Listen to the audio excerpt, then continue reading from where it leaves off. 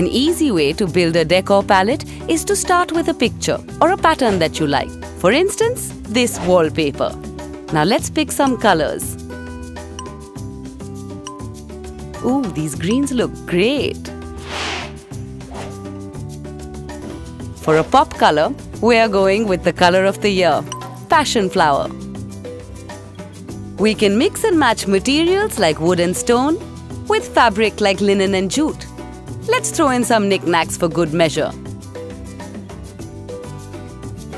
From pebbles to pencils, Polaroids to marbles, you can use anything. Just knock yourself out. Now, doesn't that just plant the seed for productivity?